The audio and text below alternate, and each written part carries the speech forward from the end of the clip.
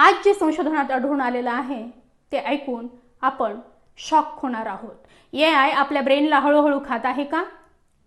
जितका आपण ChatGPTचा वापर करू तितकी आपली इंटेलिजन्सी कमी होते. AIचा वापर केल्याने आपण खरंच स्मार्ट होणार आहोत का? तर नाही.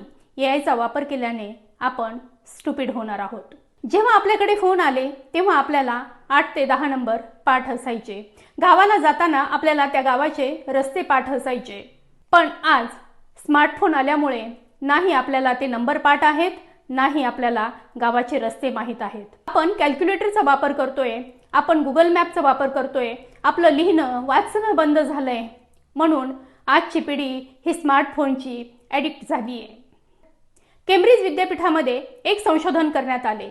तिथल्या विद्यार्थ्यांना 1 वर्षासाठी एका विद्यार्थ्याला ChatGPT वापरायला दिलं, दुसऱ्या विद्यार्थ्याला गुगल इंजिन वापरायला दिलं, तर तिसऱ्या विद्यार्थ्याला पुस्तकातून अभ्यास करायला सांगितलं.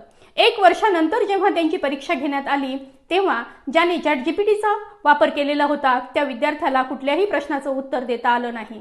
ज्याने गुगल इंजिनचा वापर केलेला होता त्याला थोडीफार उत्तरे देता येत होती आणि ज्याने पुस्तकातून अभ्यास केलेला होता त्याला पूर्णपणे लक्षात होतं आणि सगळ्या प्रश्नाची उत्तरं त्याला देता येत होती.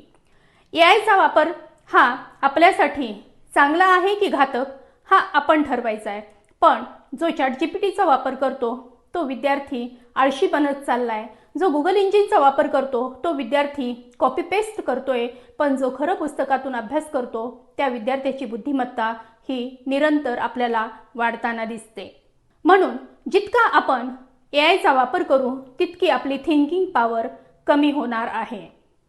हे जगावरचं सगळ्यात मोठं संकट आपल्यापर्यंत हळूहळू येत आहे आणि आपल्याला त्याविषयी सतर्क राहणं गरजेचं आहे.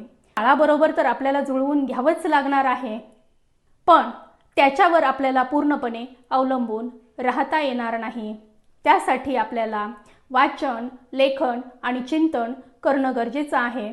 आपल्याला माझे विचार कसे वाटतात हे नक्की कमेंट करून सांगा. धन्यवाद.